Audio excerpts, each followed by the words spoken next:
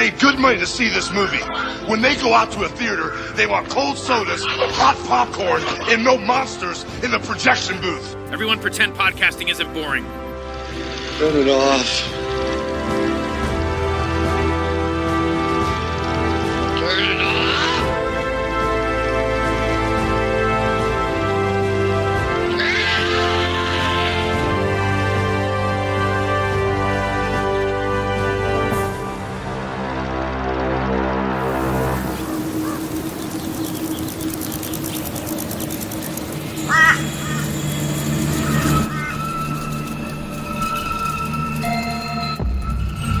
You're a man haunted by his demons. And you need to understand the evil that you're capable of, or you're gonna end up right back here. Or worse, dead.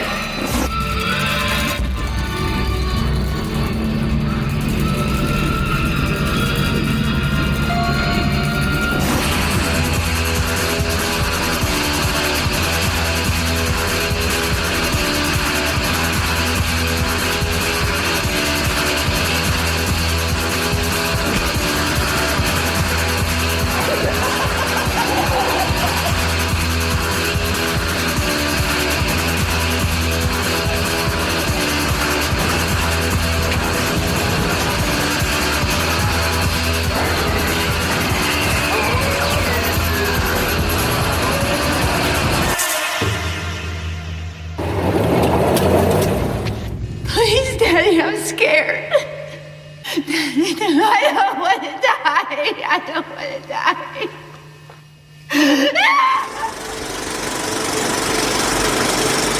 Hey folks, welcome to a special episode of The Projection Booth. I'm your host, Mike White. On this episode, I'm talking with Jeff Daniel Phillips. He is mostly known as being an actor, but he's also a writer and director as well. We're talking about his second feature film, Cursed in Baja, which came out this year. It is currently touring around and will be appearing on DVD and Blu-ray from Anchor Bay later this month. Thank you so much for listening, and I hope you enjoyed the interview. Thanks so much for coming on to the show. I really appreciate it. And yeah, I want to know a little bit more about you. From what I understand, you grew up in Chicago. Is that where you got your love of performing? It's funny you say that. So I am in Chicago. We're promoting this live screening we're doing tonight at the Davis Theater. It's an old vaudeville theater. It's built in 1918. Anyway, we're here, and I got to go on WGN in Chicago in the studio it was a morning show. It was the place that Bozo Circus was done. And I went as a kid. So it was such a surreal thing to be on the same stage that they shot Bozo. You could see the backgrounds in some of the areas. And here I am as like a 7-year-old, that anecdote where you show me the kid at 7 and I'll show you the adult. Here I am going to see a clown on camera, and now I am the clown on camera. So there you go. It was fun. So that was my first experience in being on a set, my first experience in seeing cameras and how it worked. And I know it planted a seed in my head. As far as theater goes, I didn't do a lot. I was more of an athlete. So I was a goalie, a basketball player. So I guess that's where my stage experience was in the beginning. It didn't start until college, actually. Did I read right that you studied in Italy? I did study in Italy. I was in an art school for a year, and then I went back for another half a year. Yeah. And then actually I had a partial art scholarship at USC, which I finished, and I have an art degree and a film degree there. Were you learning more behind the camera stuff rather than in front of the camera stuff? Yeah. So interesting enough, when you went to film school back then, you didn't have to have acting experience, and you're trying to learn how to be a director, which I thought was very strange. Like, how am I going to direct an actor if I don't have any experience or don't understand what they're going through? So I went to Hollywood, and there was a studio called the Loft Studio, Peggy Fury and Bill Traylor. And all these alumni came out of there, and I studied there, and that's where it started.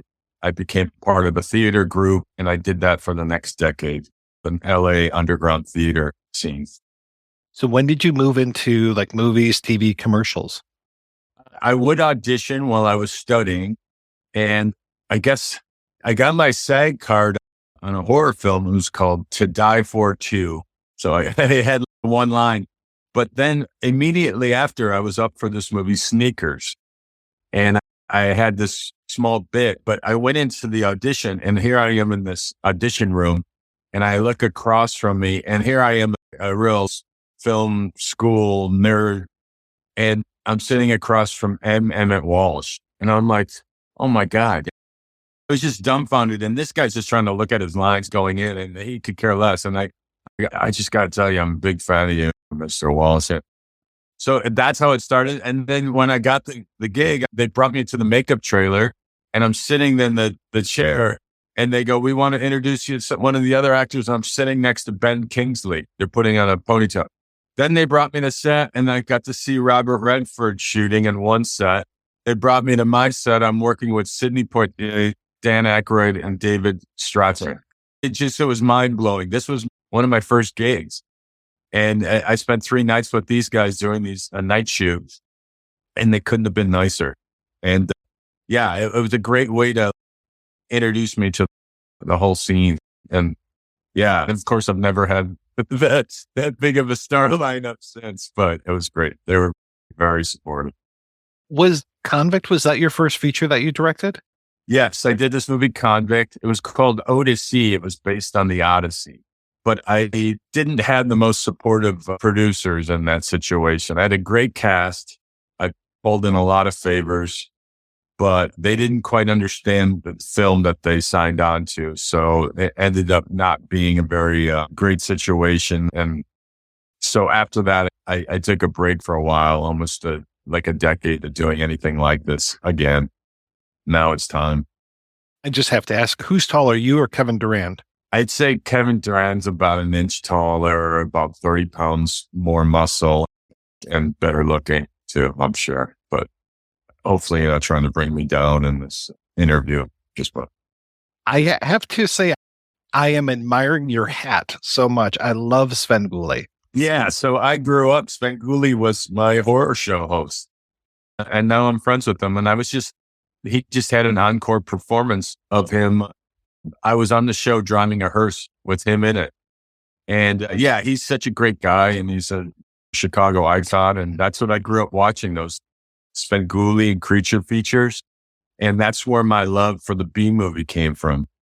Watching those as kids, and the creatures and all that kind of practical effects and whatnot. So Svengoolie's a big hero of mine and a great guy. And speaking of practical effects, I'm so curious, how long does it take you to get into the Herman Munster makeup or the Geico caveman makeup? I mostly am familiar with seeing you behind layers of other stuff. Yeah, the Herman Munster, I think it was about 3 hours. They got it down to, and then an hour to get out. So that was 4 hours in a makeup chair, in and out. And then you'd have to balance on the shoes. And then you had this muscle suit it was like wearing a wetsuit. We'd switch it out half the day because I was just dripping wet. It was very hot. But so I did that. And then the Geico caveman, probably about 2.5 hours. But they've gotten that down. It depends how much hair they have to put on my arms and legs or whatnot. But I think I have a high tolerance for being uncomfortable, I'm told. So, yeah. How did Kirsten Baja come about? It's interesting. So I go to a lot of these horror cons, and I was promoting the Munsters, Rob Zombie's The Munsters. And I was in Grand Rapids, Michigan, and they had me talk to these young filmmakers. I came in there and I was trying to help them, giving them advice on how to make low budget films. And in doing so, I was just rattling off how you pull it off, make your list of locations and things you have access to, and talking about digital technology and how it's affordable, and doing table reads from my theater days, and just giving them all this advice. Anyway, their enthusiasm was great. It was just contagious. And so I came back to Los Angeles, and I spoke to my friend Kent Isaacs, who's a producer. And as I was describing, he goes, why don't we just do it ourselves? And so the two of us sat down, and we wrote down a list of locations and things we could pull off. I have a lot of actors from the theater days, also just working for the last 3 decades. And so we made a list, and I crafted the piece or the film around what we had. And the one place we had was a farm in Mexico, in Baja. And I knew I could double that in Los Angeles, where I could use a lot of the LA actors there. So I wouldn't have to travel them down to Mexico. So we went down to Mexico, a few of us, and we shot a bunch of stuff, exteriors, my character, Kent's character, who's also acting in it and also doing the sound and doing everything else. So yeah, it was great. It was a fast and furious thing. And we also had the strike coming up at the end of the summer that we're predicting. So we had 5 months that we were going to try to make it happen. How is it directing yourself? I've been doing this for a while and I do shorts and music videos.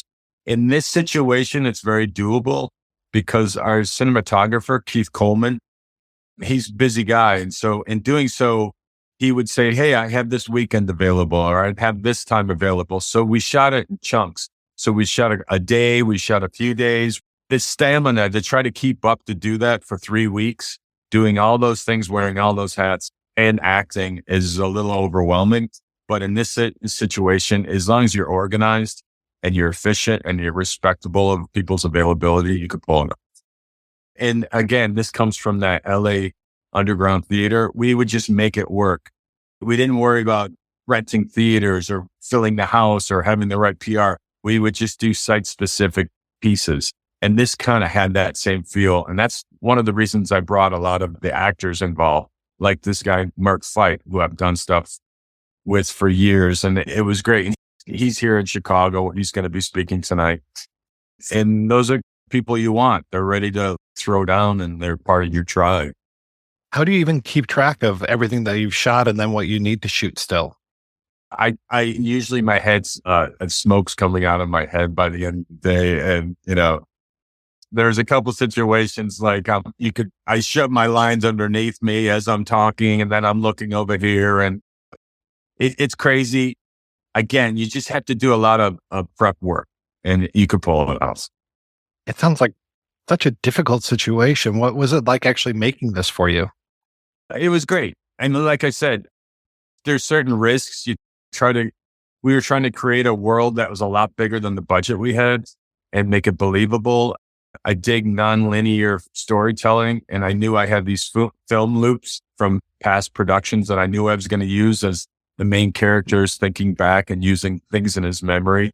And yet the biggest test or the biggest challenge is just to hold the audience's interest for an hour and a half or hour, 20 minutes. And I think we did.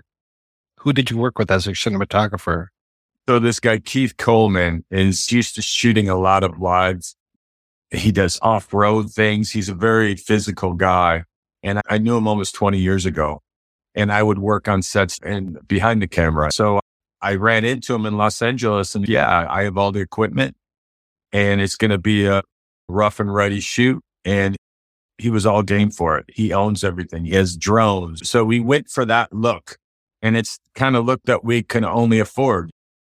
It's one of those things you create something that you're able to pull off.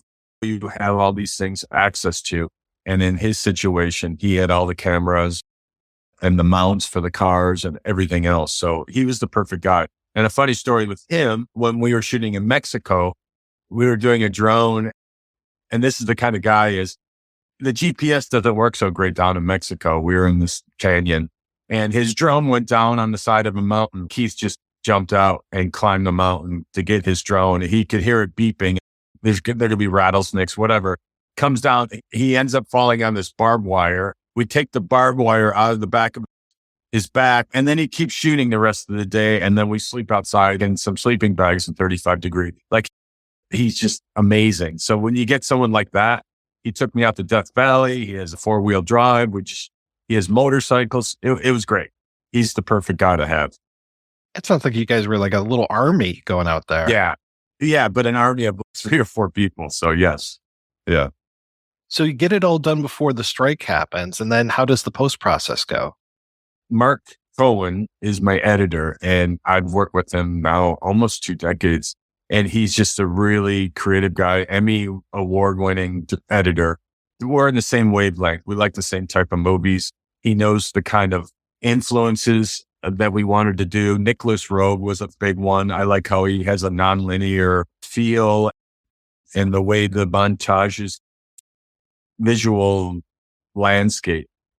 The two of us would work on it and rework it, and we were editing throughout the shoot. So I knew what I needed to get, what was missing, and we could sneak that shot in when we could, when I had Keith back.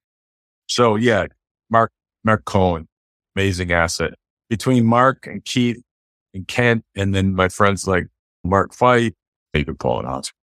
And tell me about the music for the film. How did that come about? This guy, so Kent knew this guy. His name is David, but he goes by Val, B-A-L.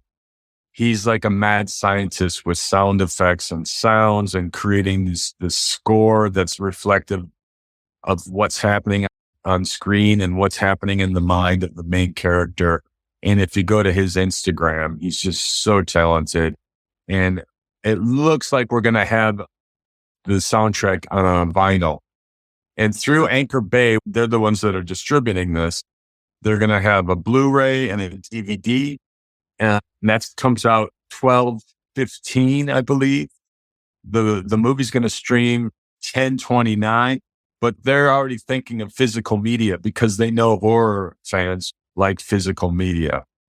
And the vinyl, I can't talk about who's possibly going to do it, but it'll be great to have something like that. I go to enough of these conventions and I know collectors like this stuff.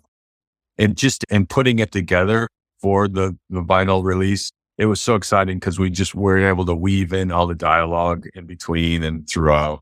And I'm really proud of what pulled off and what they pulled.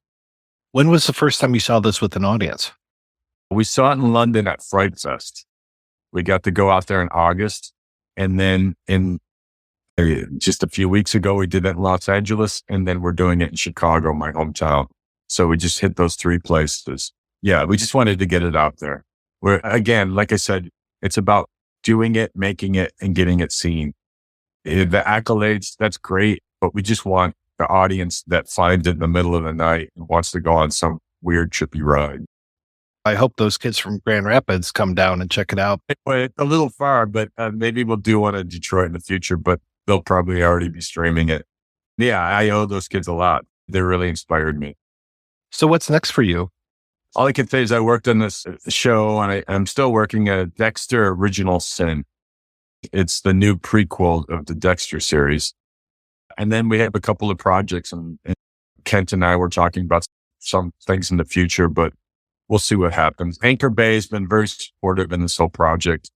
And I hope there's a future of doing some more stuff with them too, maybe. Who knows? Sounds like you've got a lot more support this time than you did with your previous film. Yeah. And that, again, because of the low budget, when you're working on this level, you have to be more efficient, but you have more control. And that's definitely what I was looking for this time out. Jeff, thank you so much for your time. This was so great talking with you. Yeah, thank you. Thanks a lot. This is fun. And hopefully the L is right next to the building. It's like the Blues Brothers. I hope it's kind of big during the interview. I didn't hear it at all. So it comes by so often you don't even notice it.